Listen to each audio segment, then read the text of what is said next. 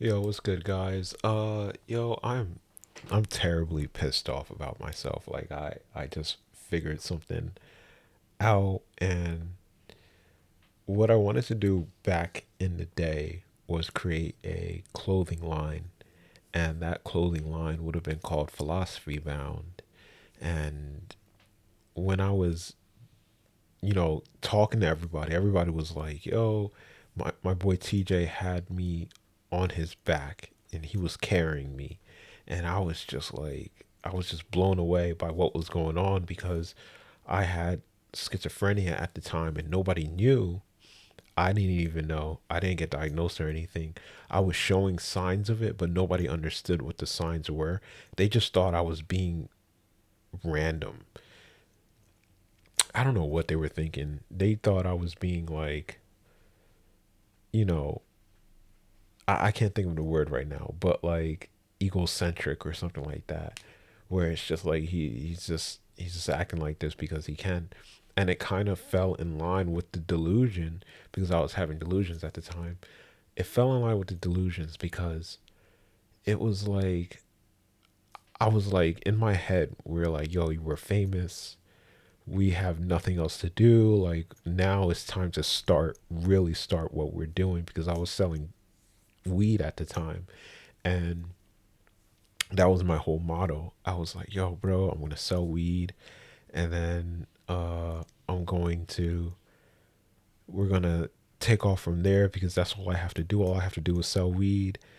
And everybody else was just like, no, this is real life, dude. Like, what are you doing? And I was completely like, literally like a film was put over my life, and it was just like, yo, you're a drug dealer.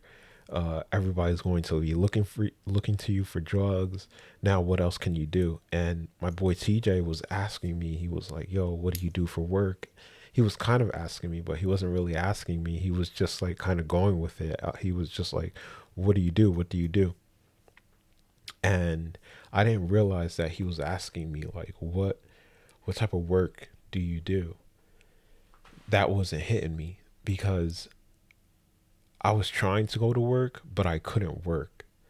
And in my delusion, it was like, all right, if you can't go to work, then this must mean that whatever is happening for you is real.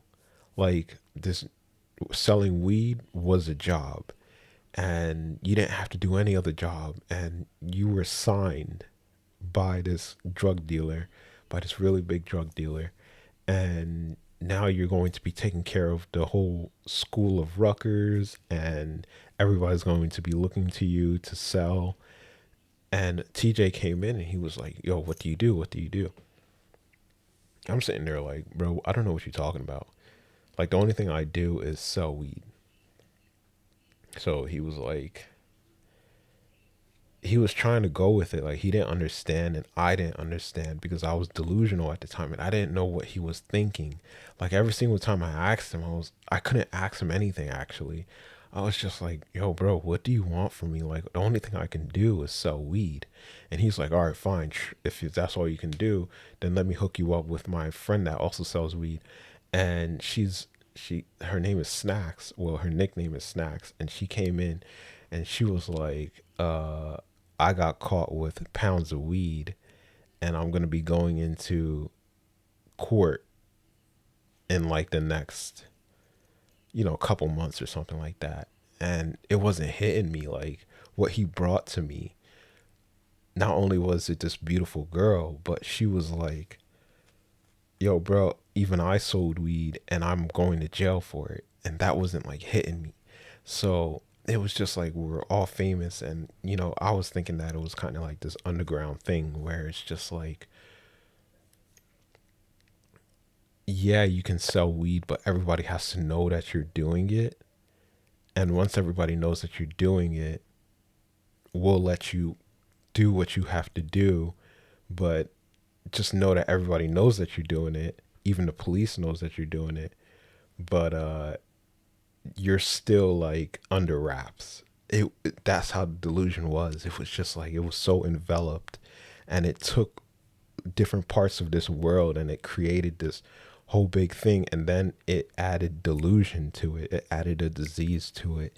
So the disease was just so strong. You know what I mean? Like it was just like, bro, I will flip your whole world around. You're going to start thinking crazy things.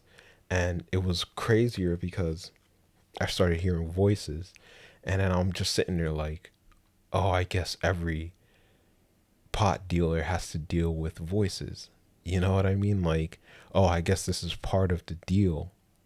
And that's how it was going on in my head. So it was just like, oh my gosh.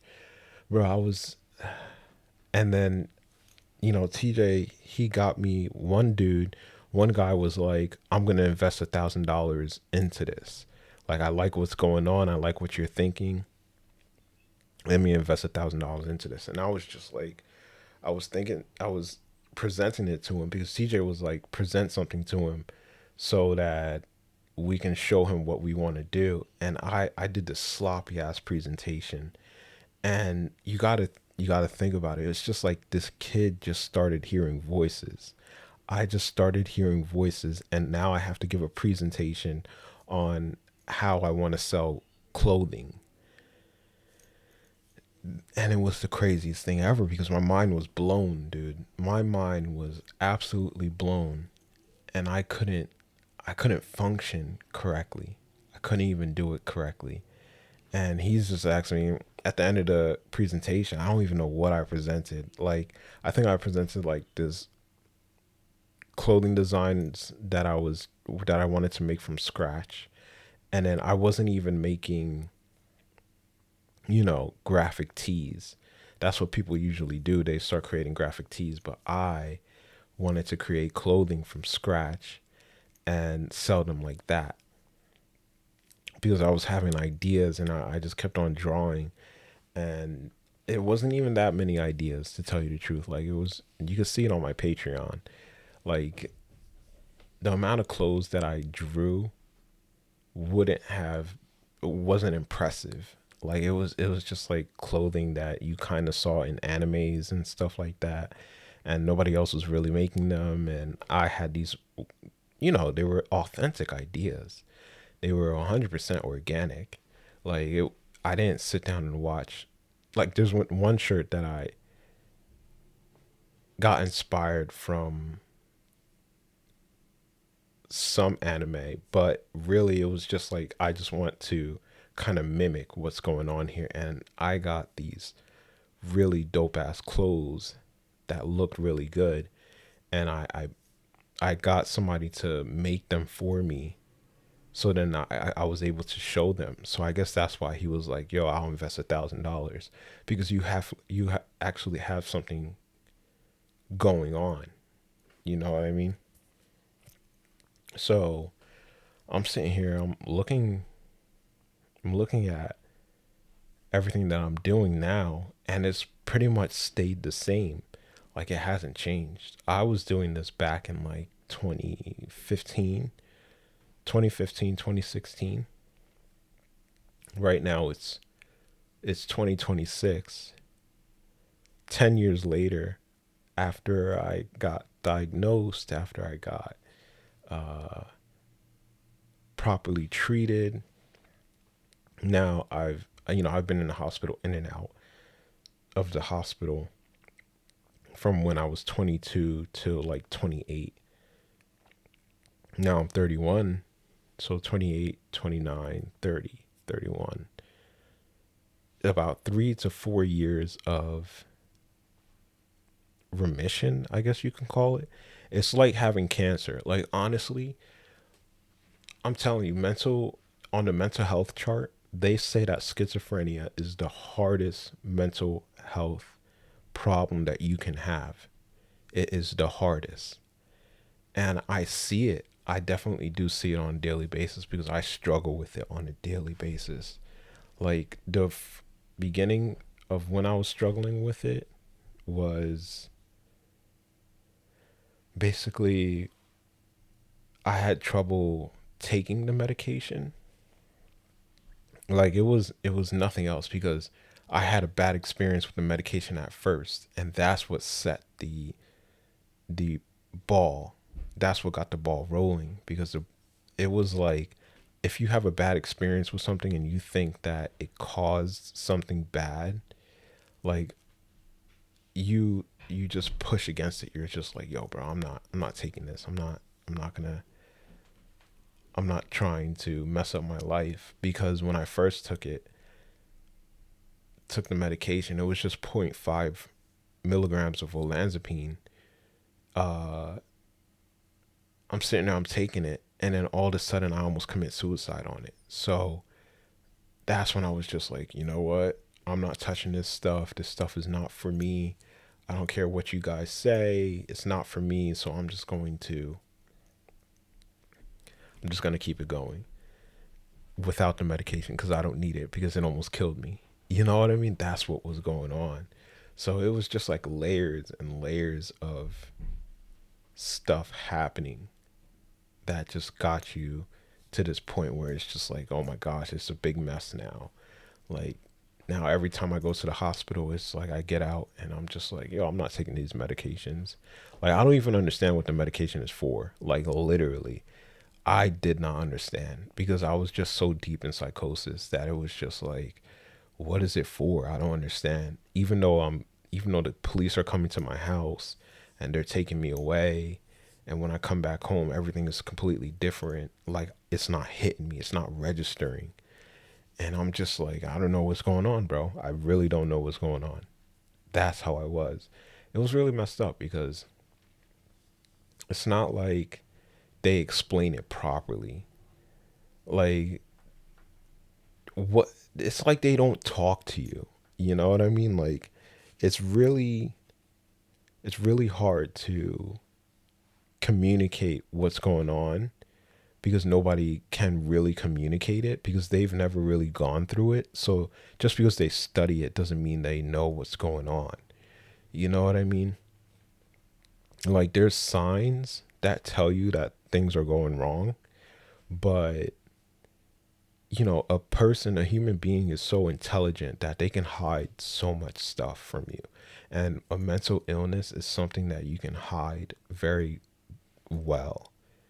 There will be some signs, like you'll not want to go out, or you might not be able to drive. There's different signs, but a lot of the real stuff gets hidden away. Like, yo, what's going on your daily basis? Like, sometimes we don't even want to talk about that stuff, and I don't even want to talk about that stuff, and it gets very, very hard. But anyway,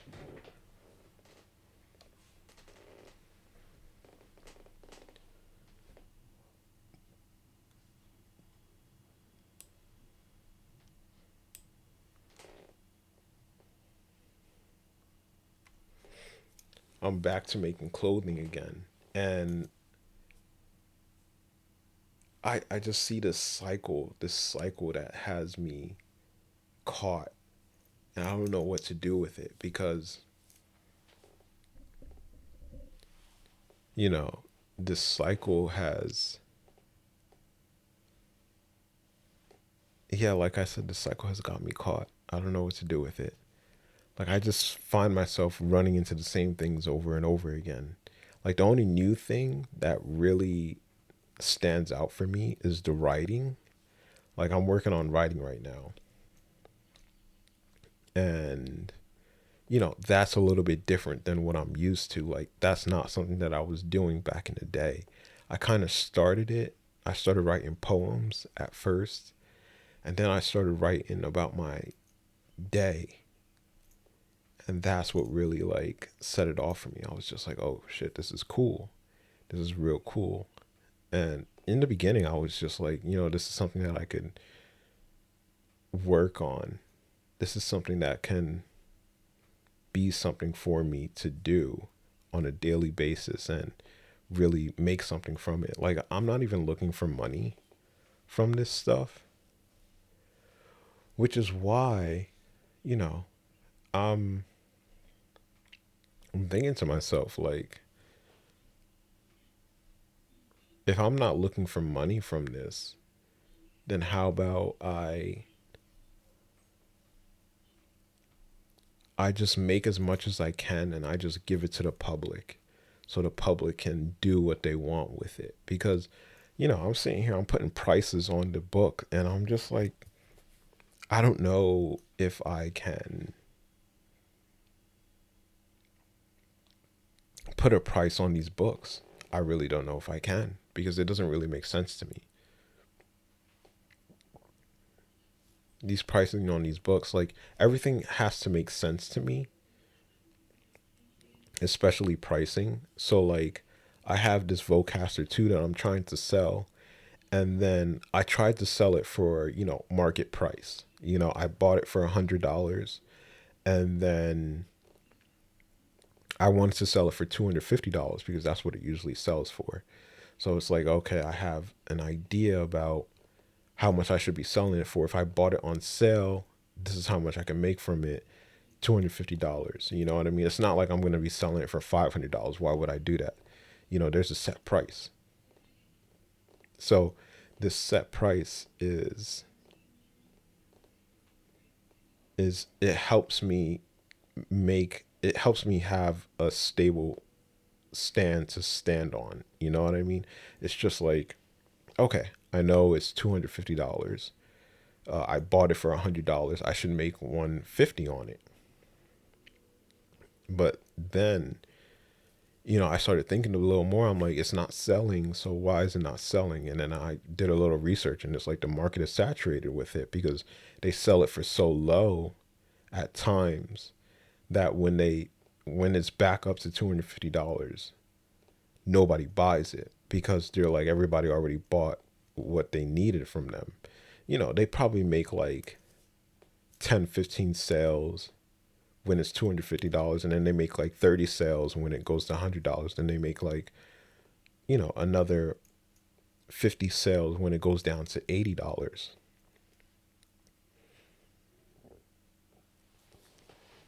So I thought to myself, I'm like, okay, so if it's the market is saturated, how about we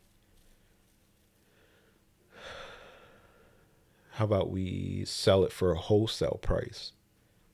You know what I mean? Wholesale price. Oh, how do I make a wholesale price? It's like, all right, bro, if I if I buy this for $100 plus tax, it's $107. Okay, so I'm gonna make it $107. And then what if I bought it on the credit card? Okay, if I bought it on the credit card, how much interest will it occur for a full year? Let's just say a full year it's been on the shelf. How much interest would I occur? And I would occur like, $100. You get $2 a month. So that would be about $24. So $24 for a full year of it sitting on the shelf. Okay, just $7 plus $24, that gives you $30. And then I could just sell it for 130 and just make $24 on it, and I'll be happy with that. You know what I mean? Like I don't even need that much money. Like I don't need a crazy exorbitant amount. Like I bought it for $100, make $250. Like there's people out there that works for. You know what I mean? Like they buy a spoon for 50 cents and they sell it for $10. And they're like, "Oh, $9.50 uh sell on this." It really helps them. That's only for certain people. It doesn't work for everybody. And I'm a weed dealer. So from my roots, I know what I sell. I started off with a quarter, I think, and it wasn't enough. You know what I mean?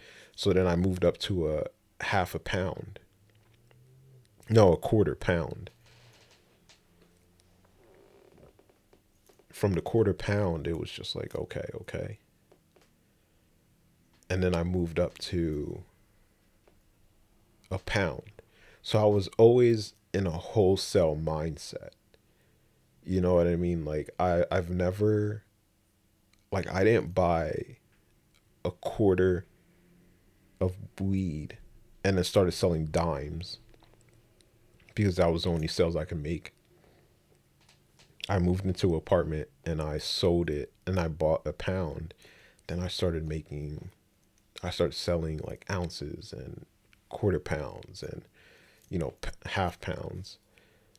And you have to understand that there's a different dynamic when it comes to warehouse pricing and the regular everybody else type of pricing.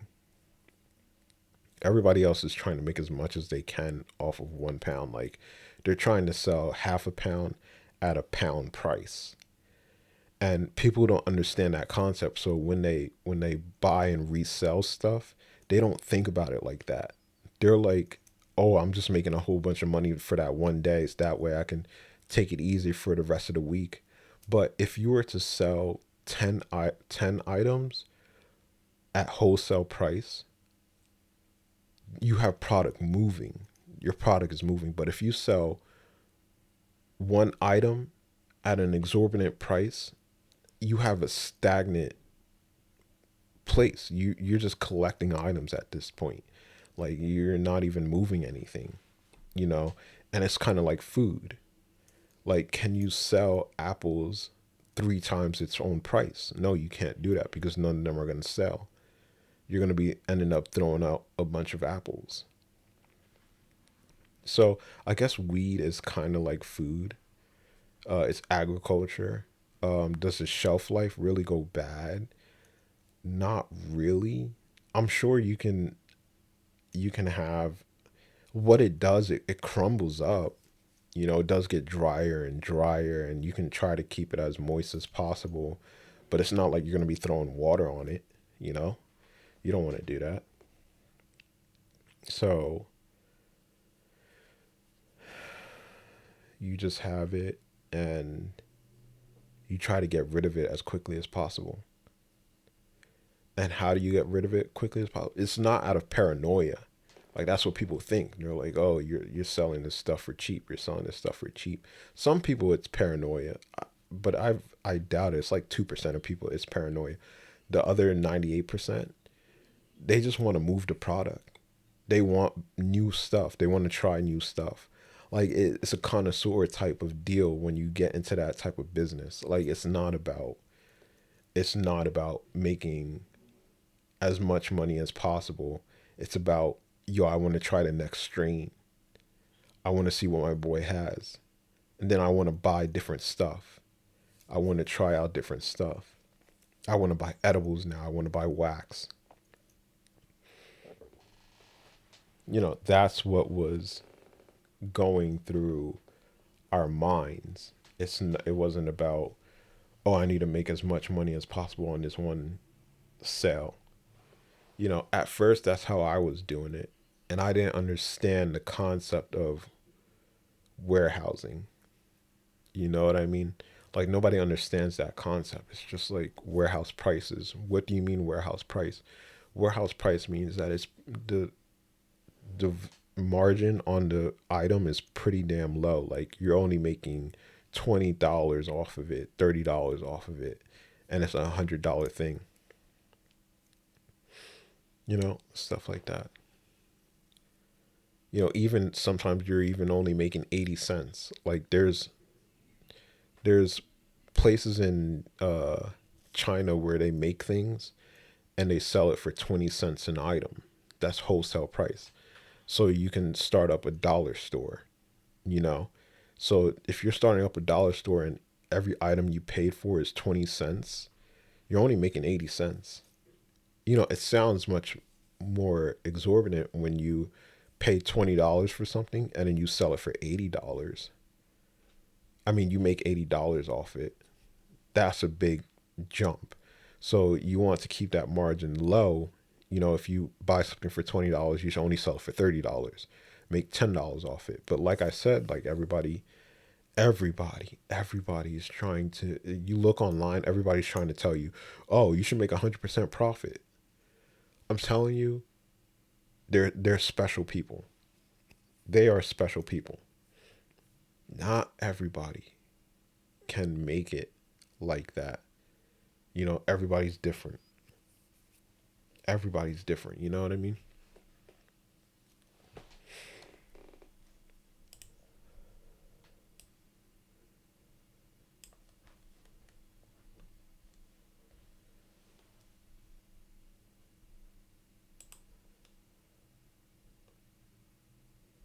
So I'm working on my first book, and it's taking me a while, man. It's taking me a while.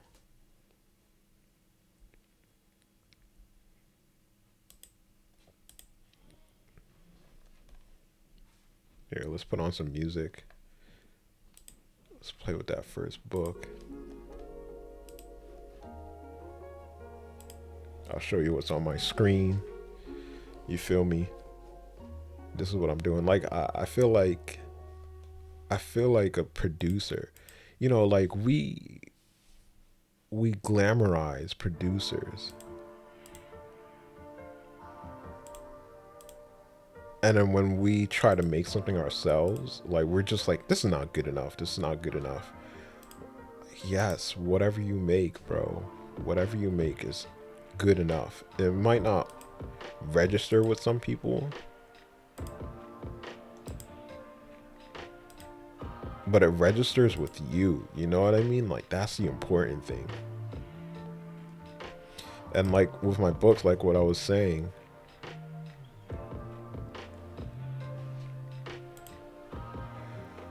what I was thinking of saying was what I was saying actually, yeah. What I was saying was like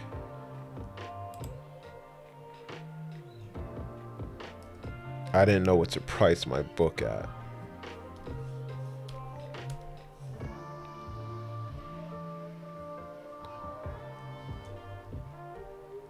Okay. And that's what I was thinking. I was just like, you know what? Abram, you're gonna have to sell the first couple of books, the first 4 books maybe, for free. Like, what's my thought process behind it? Like, why do I want to make these books? It's so, it's so like a doctor can pick up this book and be like, oh, so this is what delusion looks like written down.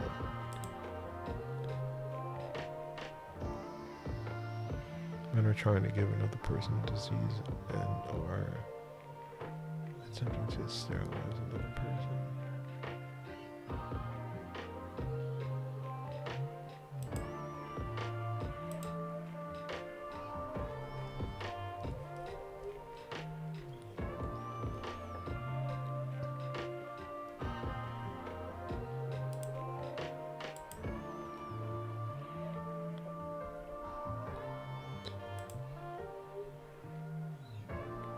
Because it's not like an official book,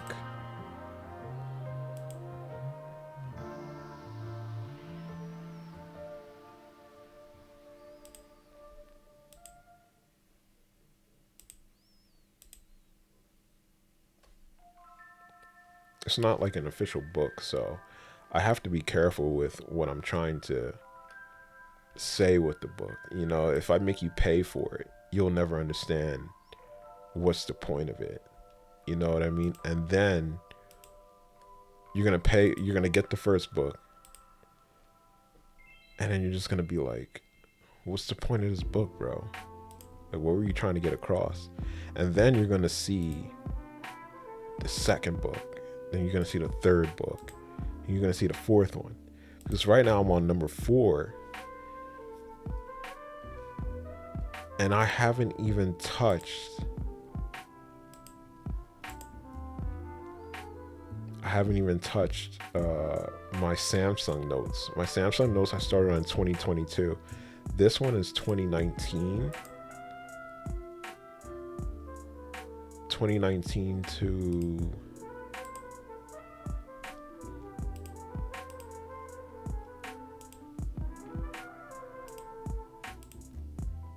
no, it started at 2016. 2016, bro. No, but like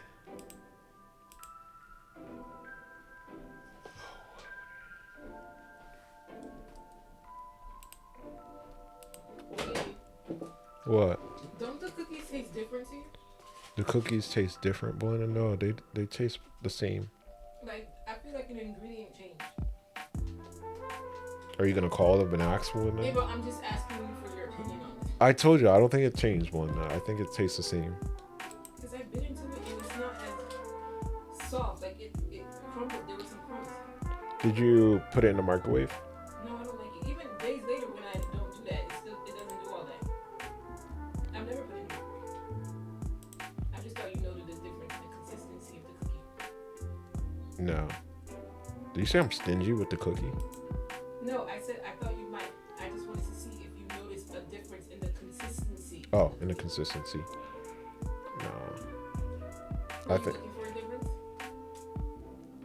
I would have said something if it tasted different. Or felt different, right? Yeah.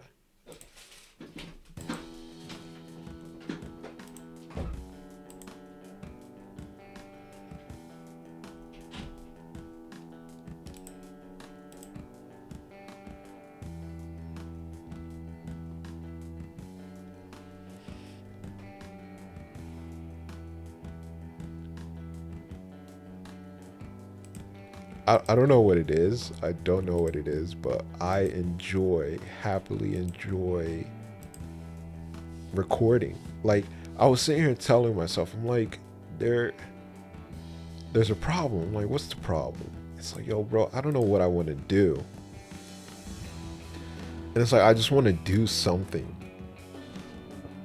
So it's like, all right, so do you feel like writing? Like today, I don't feel like writing. I've been writing a lot, and the problem is, like, I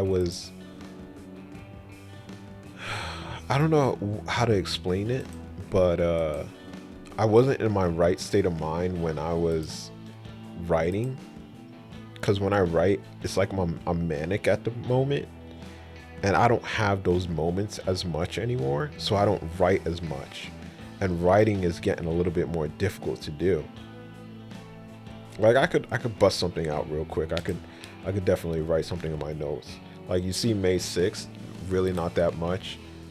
You got May 5th, you have a decent amount. But sometimes I go like way longer than this. And this is the computer. I'm new to the computer. I don't really write on my computer. I write on my phone. But on my computer I could write much faster. But sometimes there's nowadays, like this is recent, like this wasn't something that's been going on for a while, but nowadays it's just like I don't know if I feel like writing anymore. Like I don't, and I know what it is. No, I just can't say it, bro. I just can't say it. But that's basically what it is. It's like, yo, I'm manic at those times, and my mind is racing, but it's not like I'm really manic because I'm on my medication. And manic kind of looks a little bit different, but there's subtle differences that you can pick up that you'll be like, oh, that kid is manic right now. Like he's having a lot of thoughts going through his head. I guess manic is the wrong word. Manic is really intense. Like when a person is manic, things can happen, you know what I mean?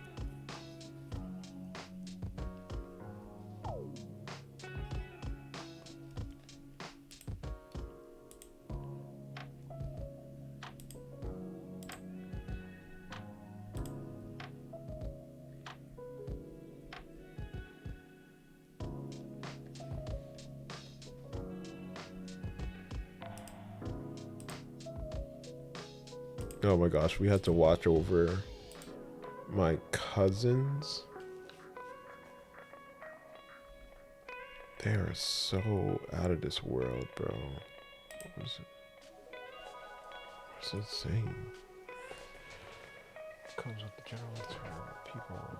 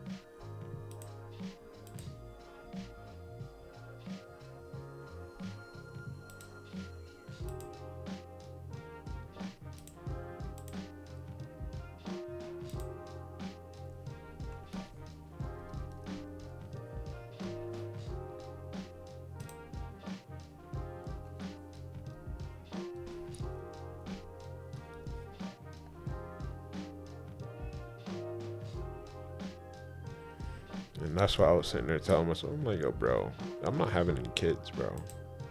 Like it always gets solidified in my head. Like I'm thinking to myself, I'm like, do I want kids? And then I see other people's kids, and I'm just like, hell no, bro.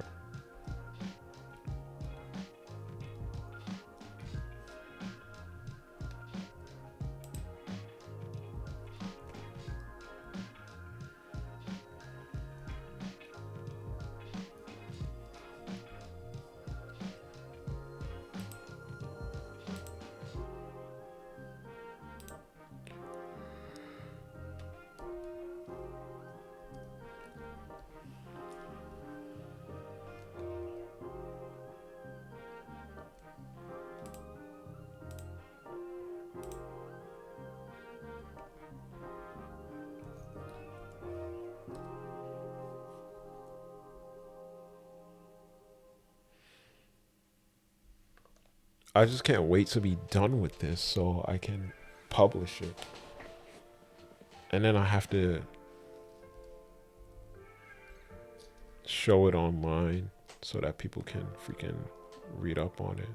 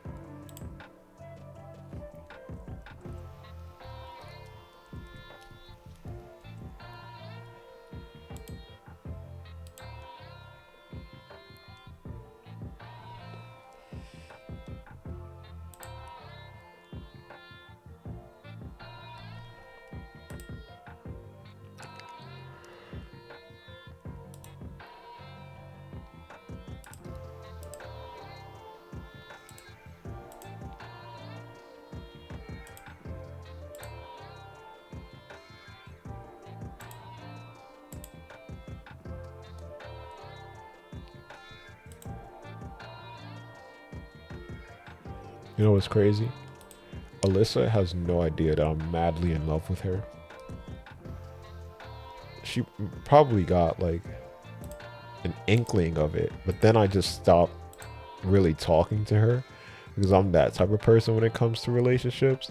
It's like, yo, bro, if you don't like me right away, like if we don't have a spark, then I know to leave you alone. Like that's basically what it comes down to. I have to leave you alone. I have to leave you alone.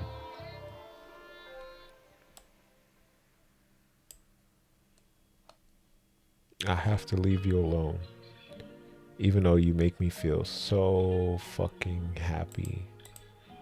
Just I gave her one hug my whole entire life. And I guess she's the type of person that's like, I need to know that you like me too.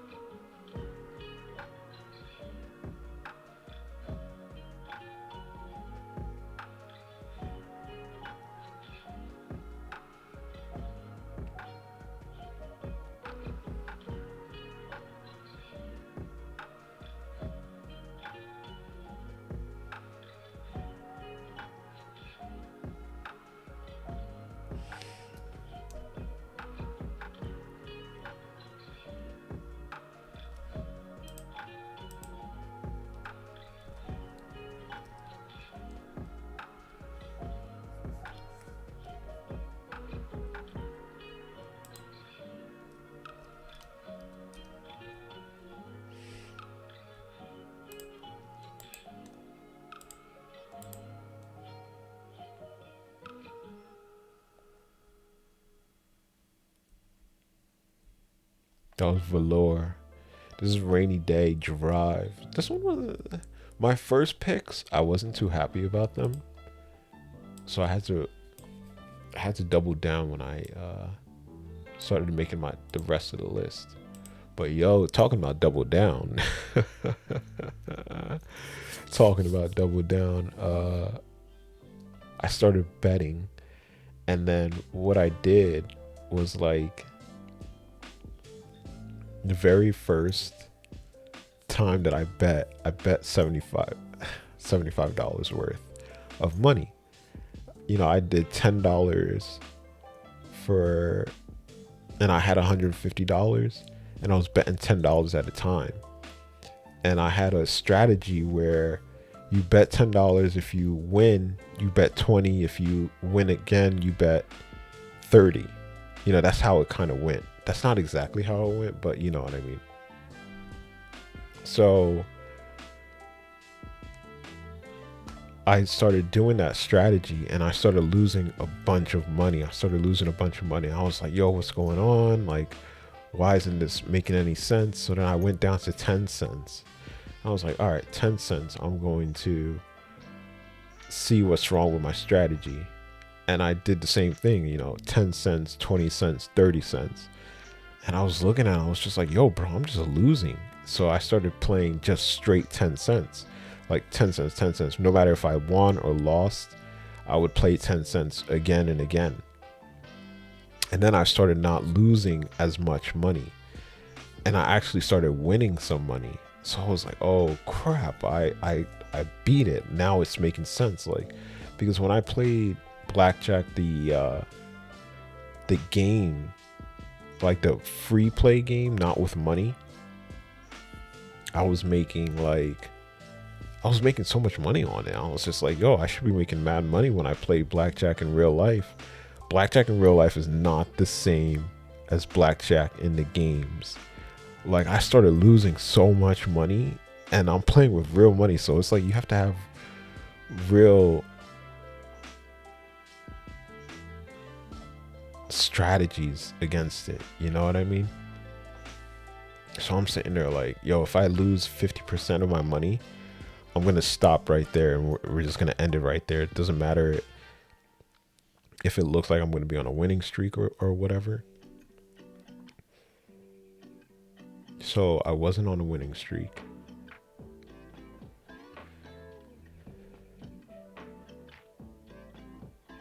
And I lost so much money.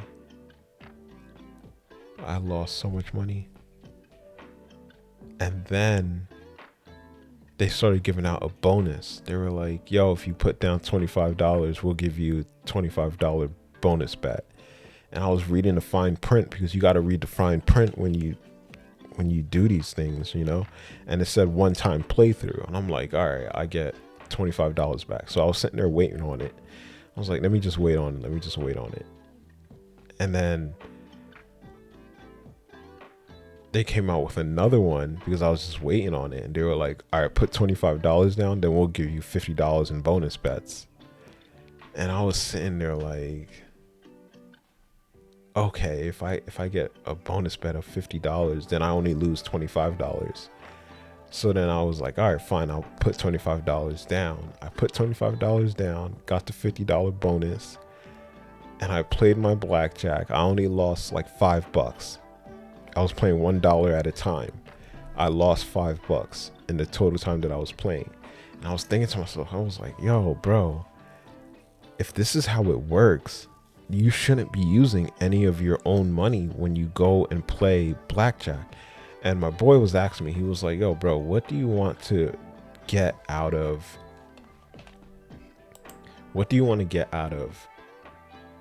blackjack? What do you want from it?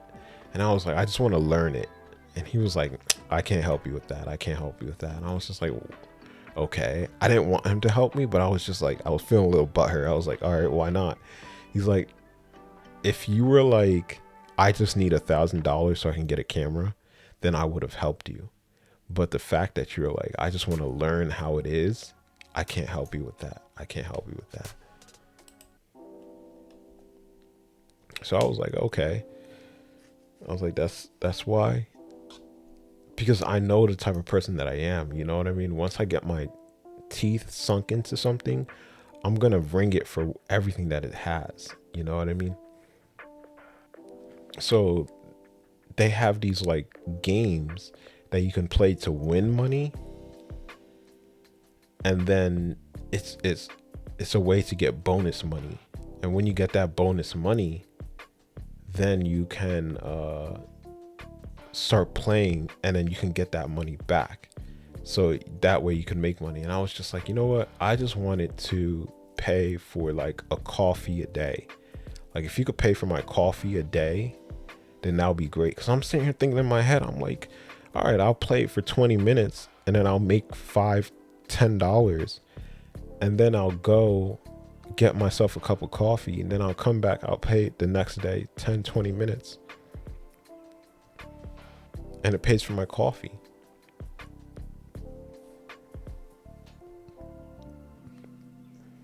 Lo and behold, I started losing a whole bunch. I started losing. I'm just like, yo, bro, what the hell is this?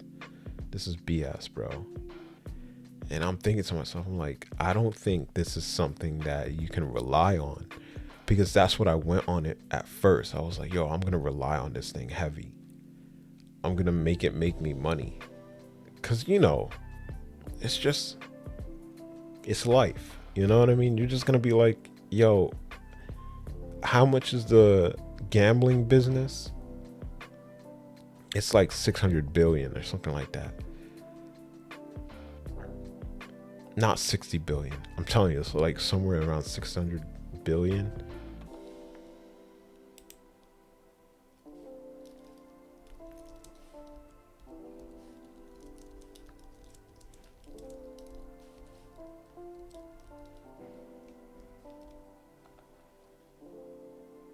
Oh, not 600. Sorry. 70 billion. So I'm sitting here thinking to myself, I'm like, yo, the drug industry, the weed industry.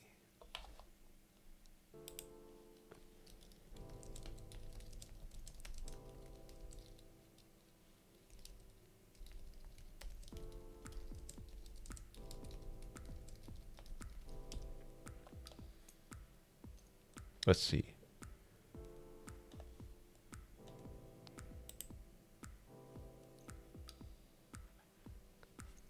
The weed industry is already 30 billion.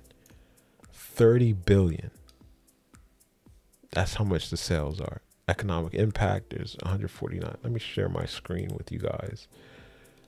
So we have the annual retail sales. Total legal sales in US are estimated approximately 30 billion. 33.8 billion in 2026. According to the forecast from Whitney Economics and Cannabis Promotions. Economic impact, 149 billion. Tax revenue, 25 billion. Market breakdown, let's see, adult use is 80%. Of course, medical use is only 20%. That's pretty interesting. That's actually very interesting.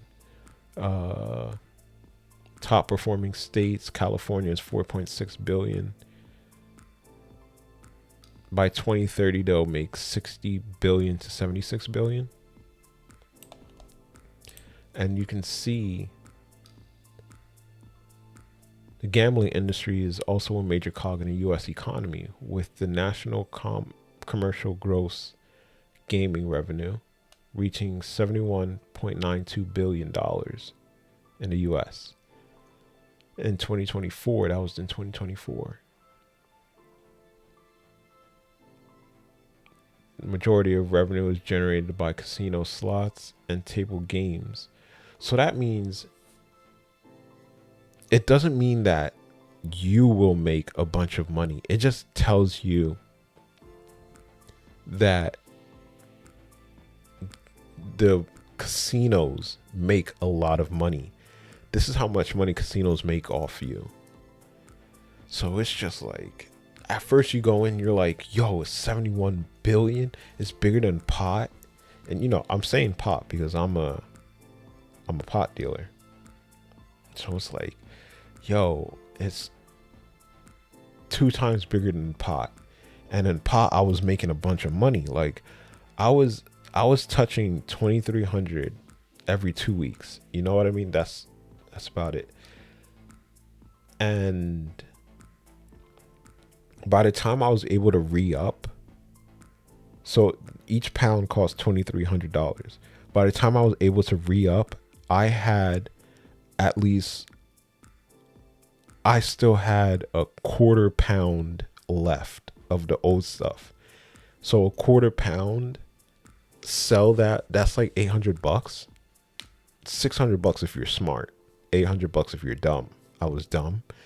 So I had like a quarter pound left after I was gonna go re up. So I had like $600, $800 in profit. But I was done with it. I was so done with it. I didn't know what I was doing, bro. You, if I was in the right state of mind, you wouldn't have, you wouldn't have touched me.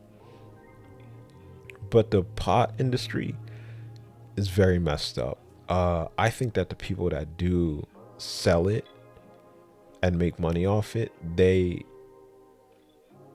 not in the right state of mind. Like they are, because there's nothing really wrong with pot, but a lot of them aren't in the right state of mind.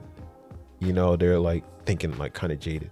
But there's a lot of people, I don't know what I'm saying. I don't know what I'm saying. There's a lot of people that know what they're doing.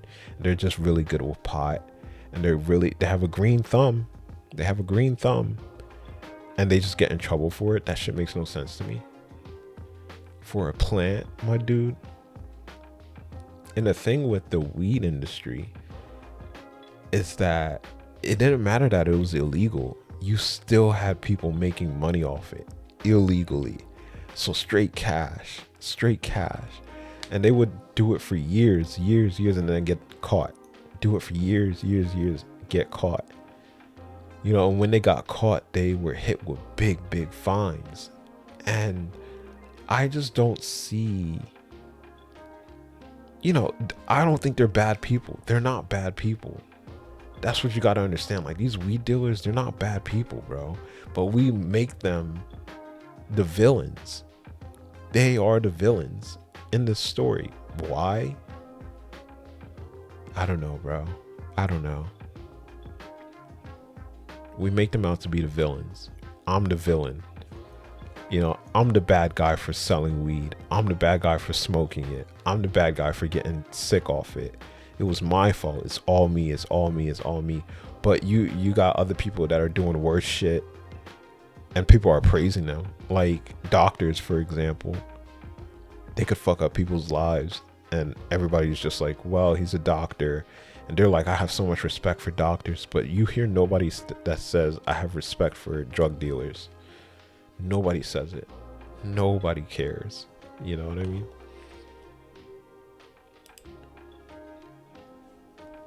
All right, back to editing.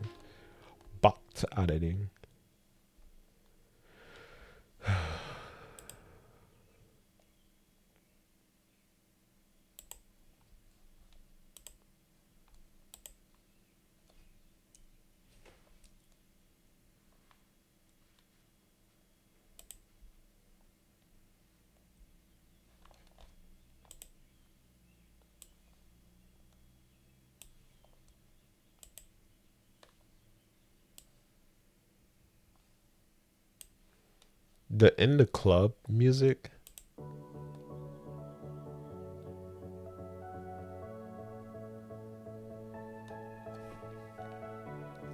it's just really hard to like think while I'm listening to it. And look how low I have it, bro. And it's still blasting. I don't know why it's blasting, but that's how it is, bro.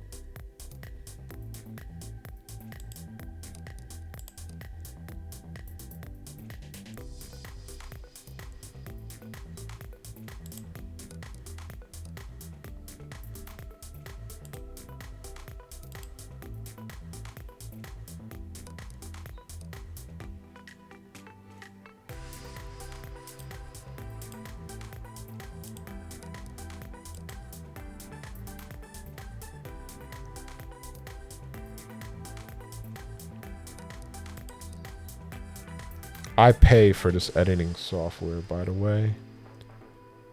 So when people are like, "Oh, he used AI to fix his stuff," you want me to hire a person to do this stuff, my dude? Do you want me to hire somebody? I don't have the money for that.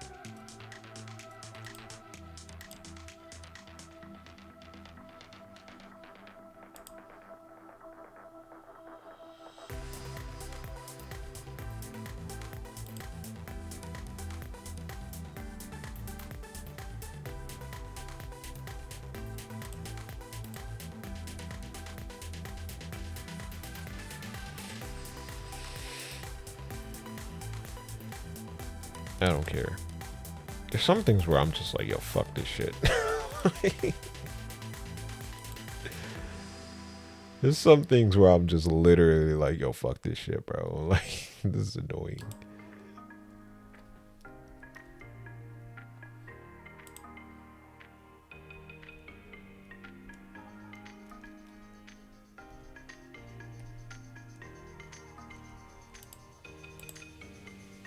Yeah, but people don't understand, right? It's like, yo, when you work with AI, you know, you're getting a more personalized thing. Like now it's just this person alone that's doing this. It's not like a whole team of people doing it. So they're like, oh, we don't like AI because it's stealing jobs. It's like, yo, bro, there's things that we can't do with other people. Like me find somebody to edit this for me. You know how much money that's gonna cost? Like, think about it, bro. So when these people are like, oh, AI is taking jobs, it's like, oh, just shut up, bro. Shut the fuck up, bro. Like, I understand it, but like, I don't think they understand how significant it is for people to be able to start doing stuff on their own. Because there's some people that won't even do it. They're gonna be like, yo, what's the point if everybody else is gonna take credit for it and I can't have full creative control?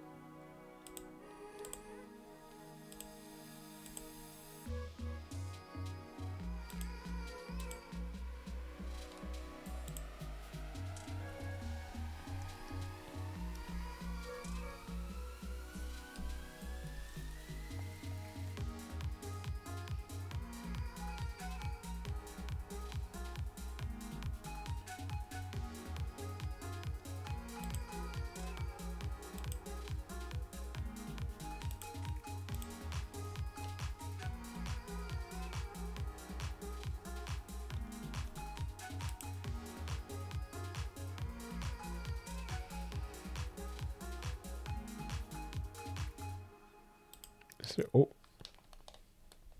I didn't mean to do that.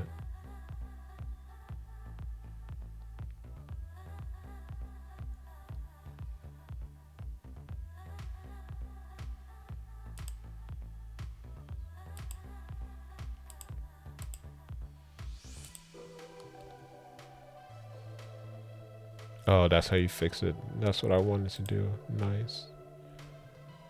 There's ways to fix this thing. Like, I've had trouble with this on my phone. And what I did, I kept like restarting it. And it sucked when I restarted it because I would have to go back to the whole thing, and it was really hard to do. But there's ways to play with it for it to work. I don't know. It wants me to probably pick picky mode. I'm not sure if I would like picky mode.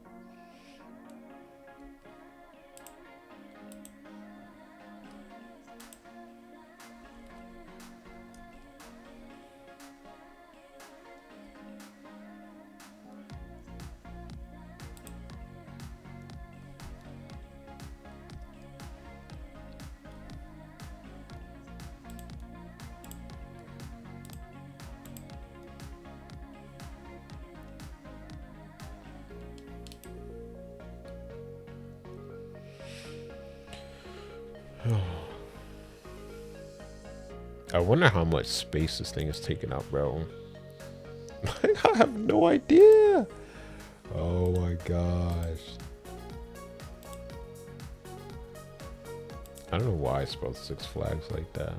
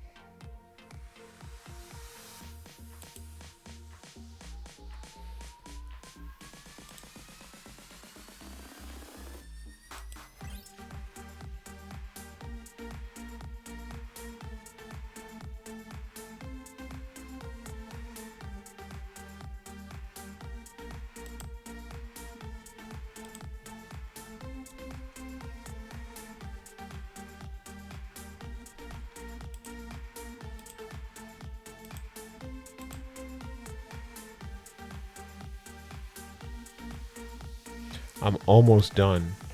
Almost done.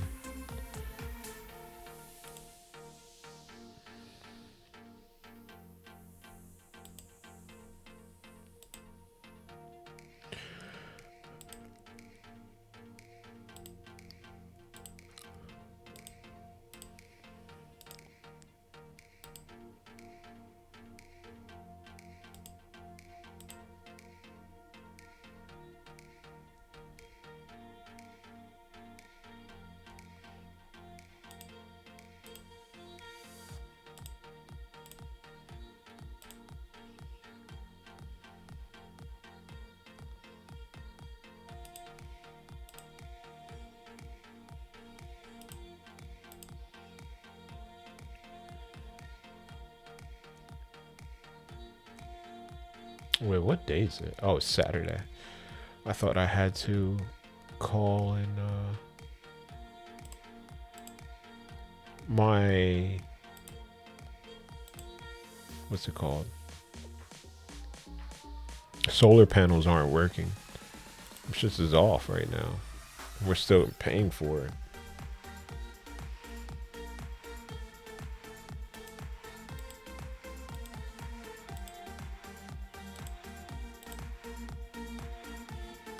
Come on. Come on. Let's finish this up. Let's finish this up.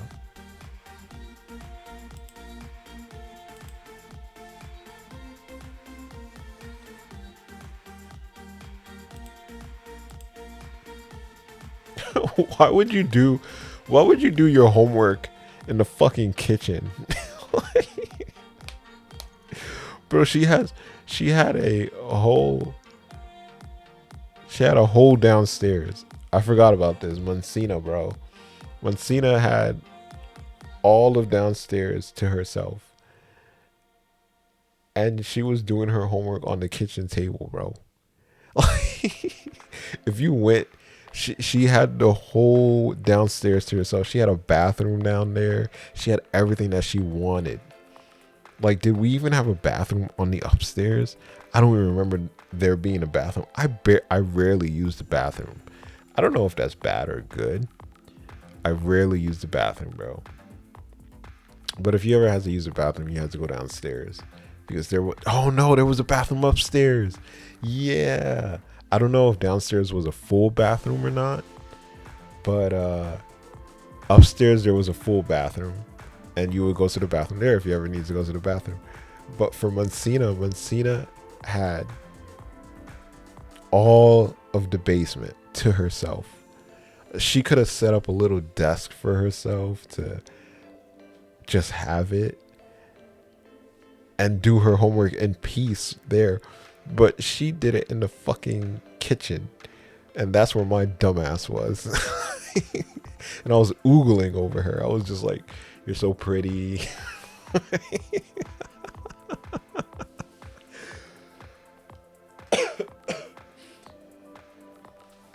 I was like, you're so pretty. You're so fucking pretty. Hi. And at that time, I was really skinny.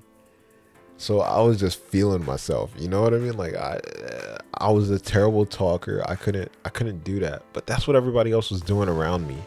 You know what I mean? And it didn't work out for me like that. Like, it doesn't work out for me like that. Like,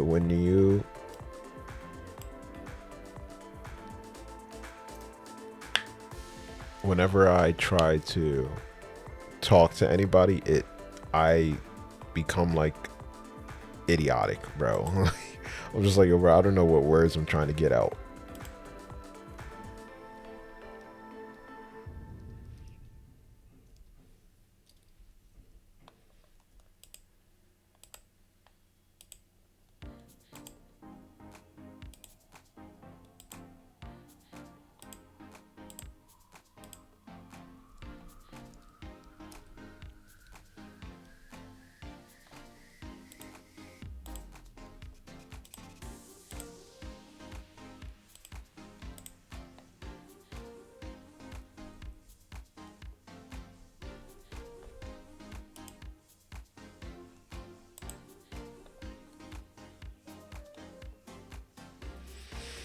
Let's see what picking mode does. Enable double click. I don't know what the hell double click is. So right click menu. Let's see what it does.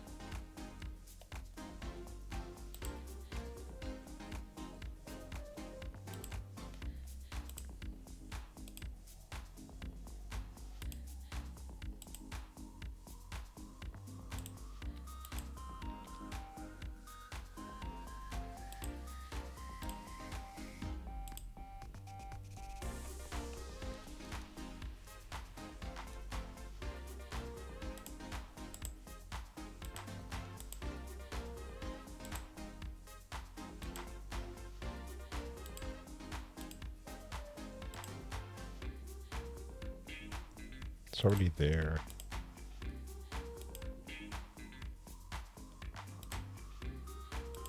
Yo, that's what I was trying to do.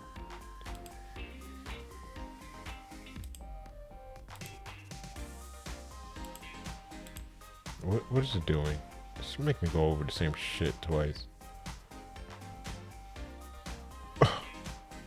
This is why I didn't want picky mode, bro. And it's not even like making sense.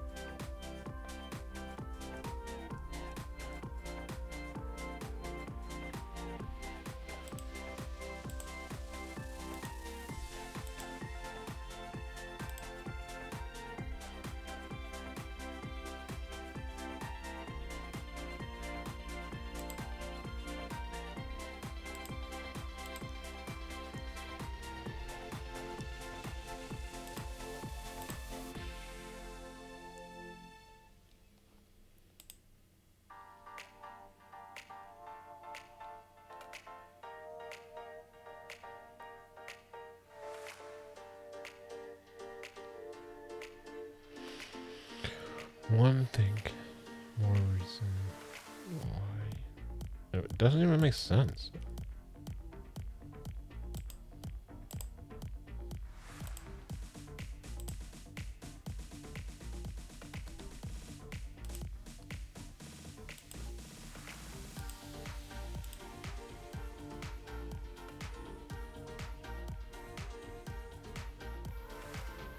Wow, picking mode sucks, bro. What is picking mode supposed to do? All it's doing is redoing everything.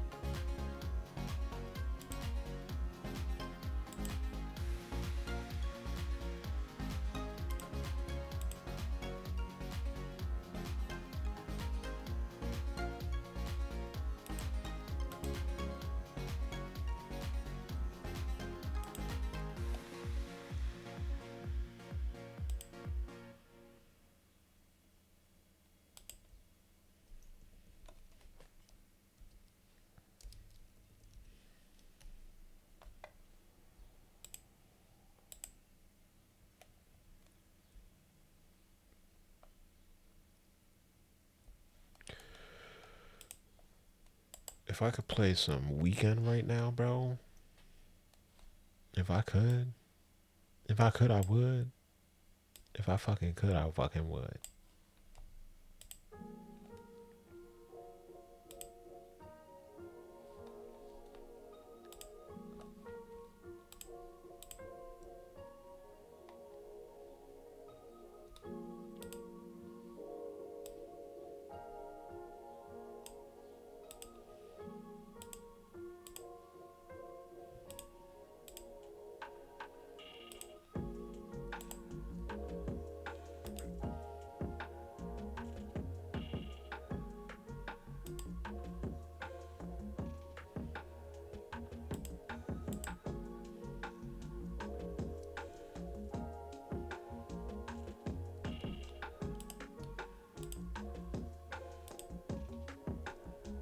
Honestly, I think Mencina was just showing off. Like, I'm pretty sure that's what she was doing.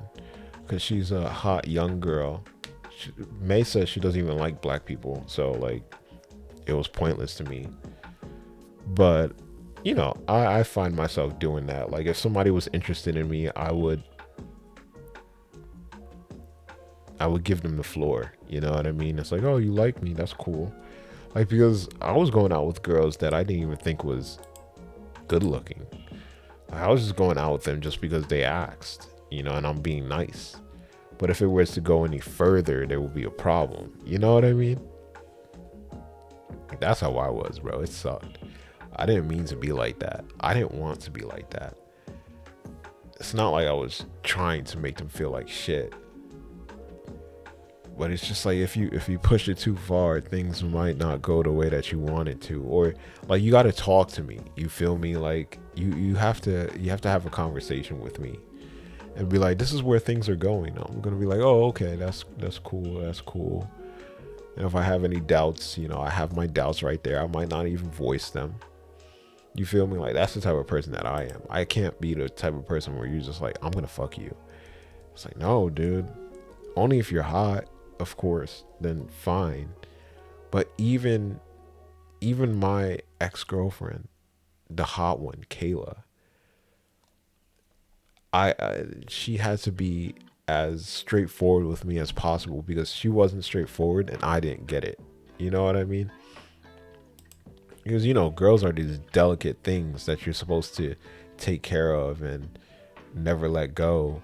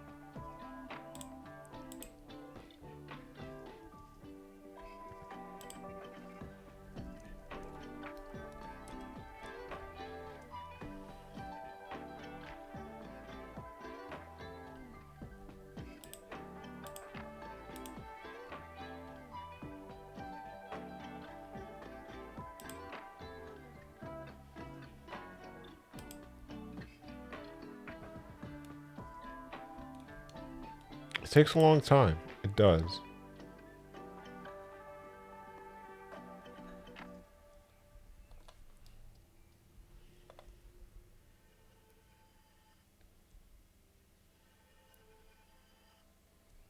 It takes a really long time.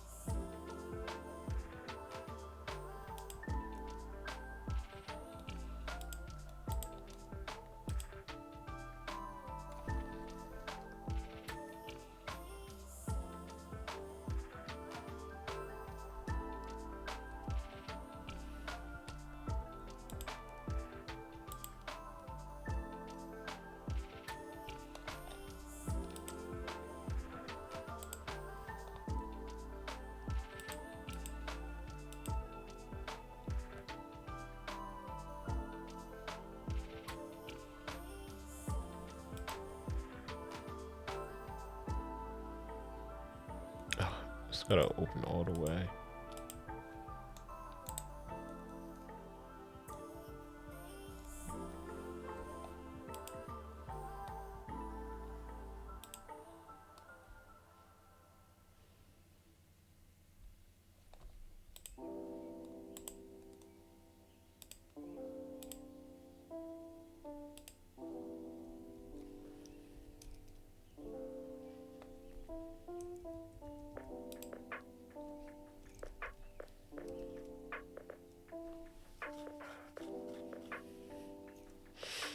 I could reread these and I remember stories. Like, I really remember stories. I'd be like, oh shit, I remember this shit.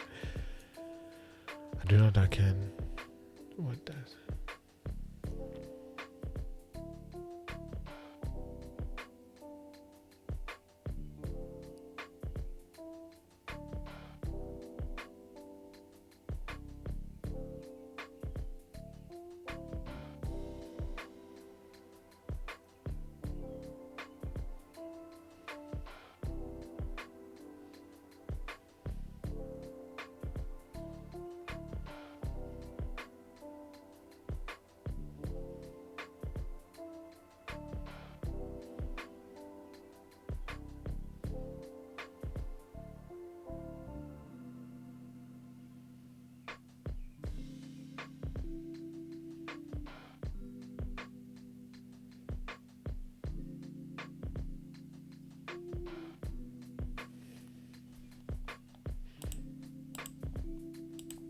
As I'm reading this, what sticks out to me, it's like, yo, bro, whatever you do, when you're having sex, try not to communicate as much as you can. Try to do it through body language.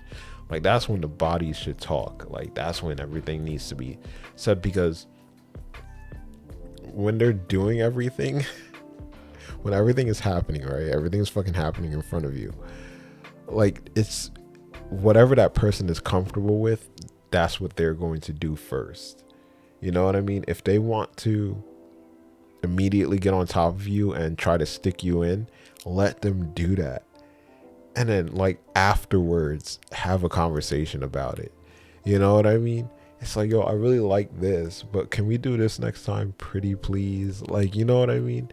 Like, you have to be, because I was thinking about this. I was like, yo, I remember I told Kirsten, I was like, yo, can you suck me off? And she did it. She complied very happily. She didn't suck me off for too long. It was just like real quick. And, you know, I was already rock hard for her. Like, there was no problems there. Like, down in the plumbing, bro, everything was working perfectly fine. Everything was shooting. It was just like, yo, bro, I'm really into this girl.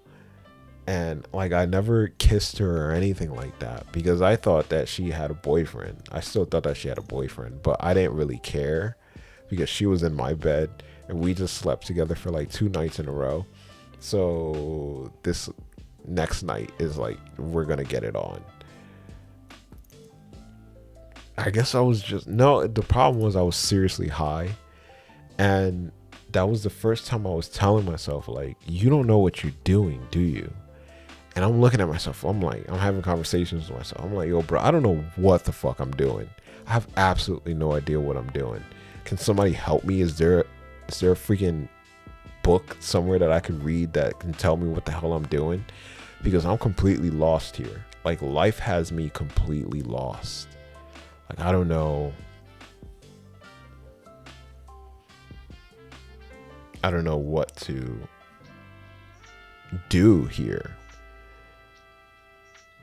You know what I mean? Like, it's very fucking hard. It's very fucking hard. And people don't talk about this shit, bro. People don't say anything about this shit.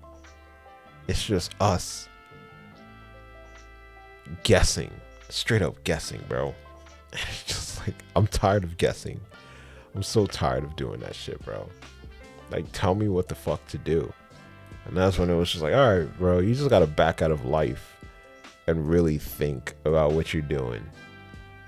You know, can you plan ahead about what you're doing? And then it's like, let me give you this little tool that will help you plan ahead. And the tool was cameras and recording equipment. like that really helps you think ahead. That really helps you, like when you're talking to a person, you put your best foot forward instead of taking a step back. Or even when you intend to say something to somebody, you go ahead and you do it with all intent purposes. You know what I mean? Like it's really difficult to do things on your own. It really is.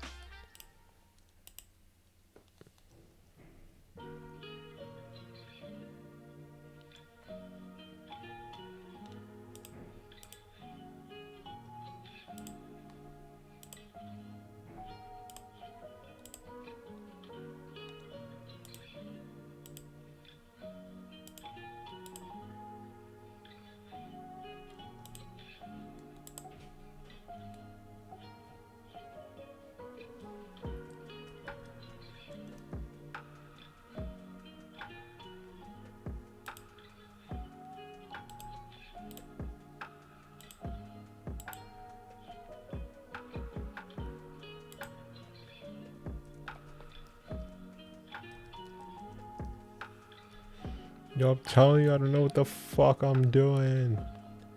I don't know, and it's so annoying. It's so fucking annoying, bro.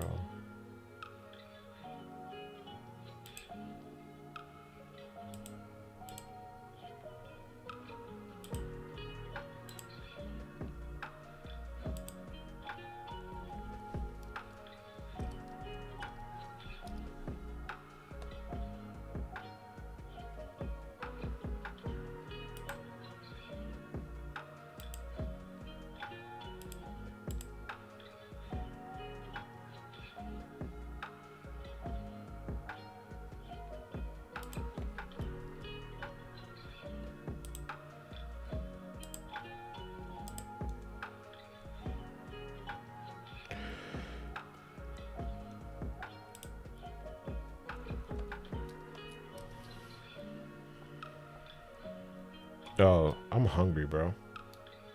What time is it? It's 5:30. And I've been editing for an hour and a half. I'm telling you, bro, I don't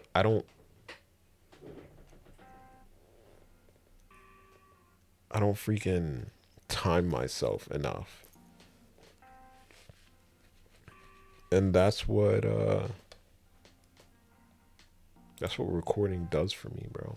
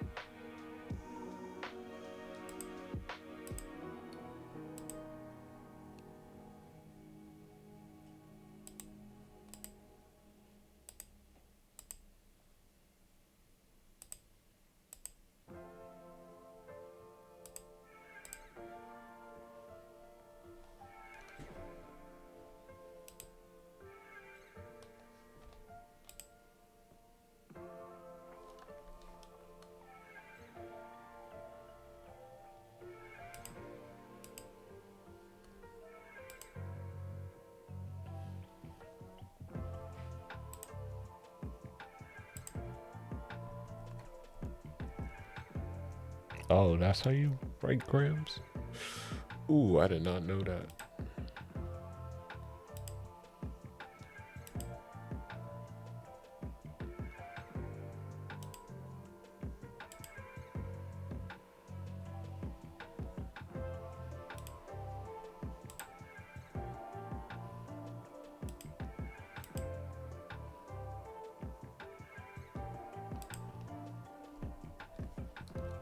Cool.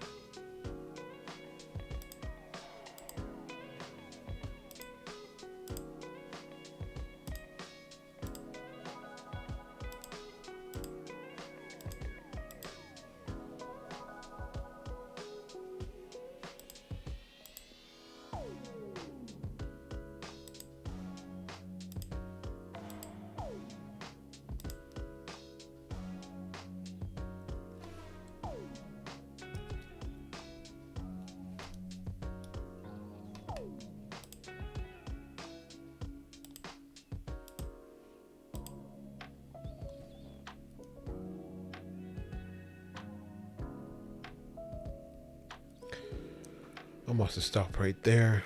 Whoa. That was a lot of work, bro. I don't know if people understand how difficult this can be.